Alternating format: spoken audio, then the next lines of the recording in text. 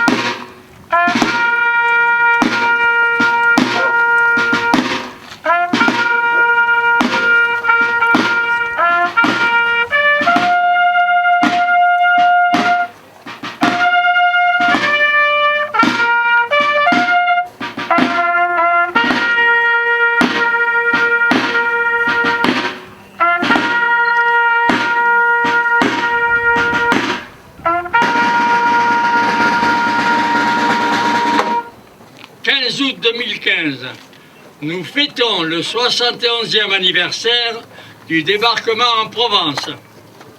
Pour ceux qui, comme moi, ont eu cet honneur, nous avons tous passé les 90 ans. Je leur demande de bien vouloir me rejoindre. J'appelle M. Albigès René, président national de l'armée d'Afrique, 94 ans, ainsi que M. Grabat Pascal, 95 ans. En débarquant sur ces plages de Corse et de Provence, ils sont venus se battre en août 1944. Tous ces hommes, ces femmes, de toute confession, tombés au champ d'honneur, sont morts la main dans la main pour que la liberté, la nôtre aujourd'hui, règne dans le pays. Ils étaient musulmans, chrétiens, juifs, et Dieu sait que ces derniers ont payé lourdement la folie meurtrière et la convoitise du pouvoir par d'autres hommes. N'oublions pas l'armée américaine qui nous a rééquipés, réarmés et a traversé la Méditerranée avec ses propres navires pour libérer le pays. Mesdames et messieurs, votre présence massive ici démontre bien que vous restez attachés au devoir de mémoire, et c'est bien. Cet emplacement choisi pour implanter la stèle n'est pas le fruit du hasard. Caractérisant le débarquement, elle surplombe la côte de la Méditerranée, elle domine les restes d'anciens blocos comme un défi écrasant à l'homme dominateur, pour lui rappeler le bon sens, pour que plus jamais ne se produisent des guerres meurtrières et destructrices. Écoutez les messages des vrais témoins de l'histoire. Expliquons aux jeunes générations qu'à leur tour, elles doivent honorer ceux qui, dans les combats, sont morts pour que nous puissions vivre libres. Anciens de l'armée d'Afrique, si la France est devenue un grand pays, c'est à vous qu'elle le doit. Avant de terminer, Je voudrais remercier M. Gilles Létord, maire d'Agde, ses collaborateurs, pour le travail accompli sur cette place, à la mémoire de ceux et de celles de toute confession qui ont laissé leur vie pour que nous puissions vivre en paix. Merci de m'avoir écouté. Bien, mesdames et messieurs, mon général,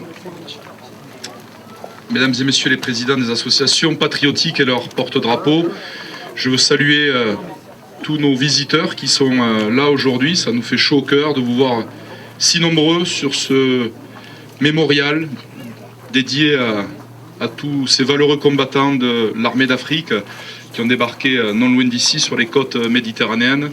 Un des plus beaux mémorials justement dédié à cette page historique de la libération de notre pays. Donc merci à vous toutes et à vous tous d'avoir pris un peu de votre temps sur vos vacances pour venir partager avec nous ce moment de souvenir intense que vient de décrire avec tant de justesse et je dirais tant de vérité Paul Alric. Nous y reviendrons.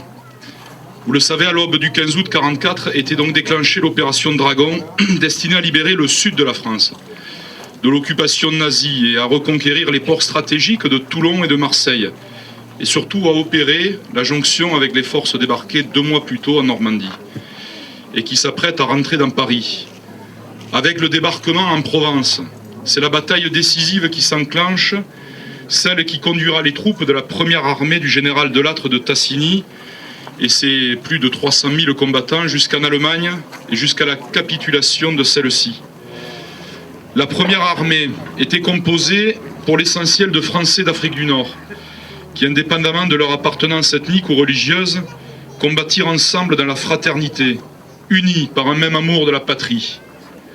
Beaucoup d'entre eux découvrirent à cette occasion, pour la première fois, la terre de France, à laquelle ils se sentaient liés depuis toujours par l'esprit.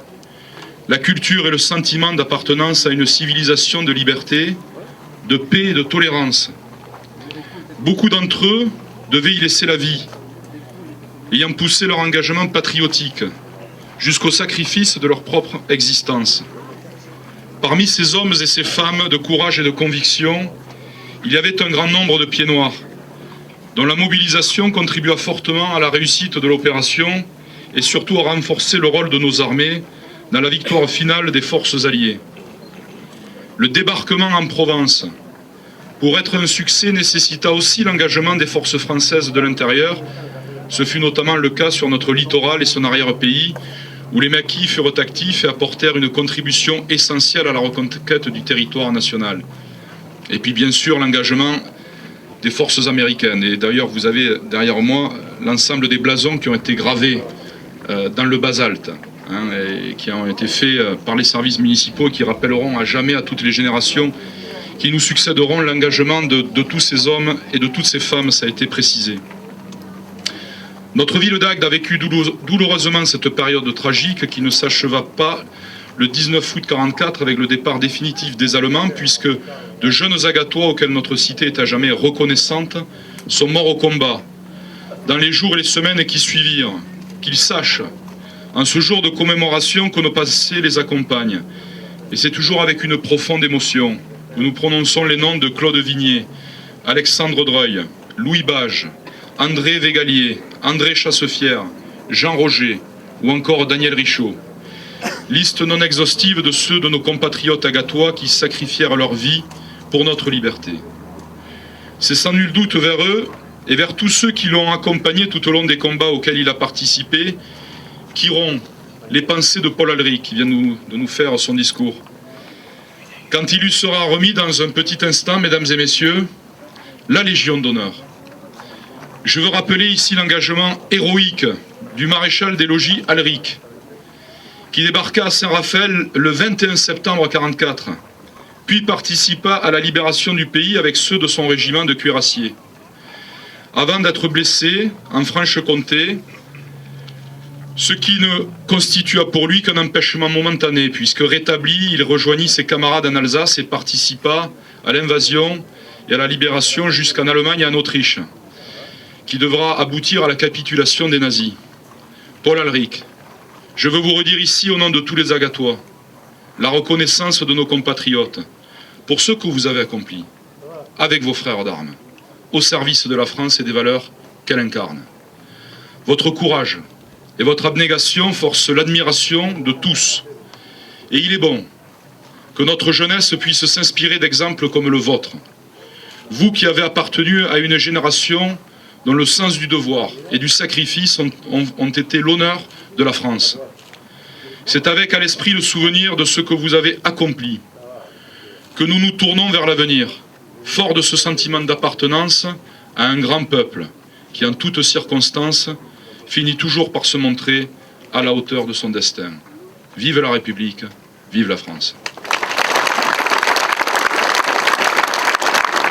Bon.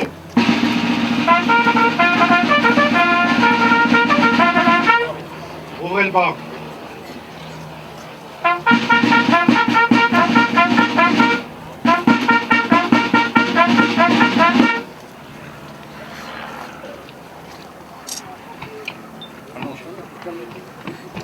Non, je ne veux pas. Maréchal des logis Paul Alric, au nom du président de la République et en vertu des pouvoirs qui nous sont conférés, nous vous faisons chevalier de la Légion d'honneur.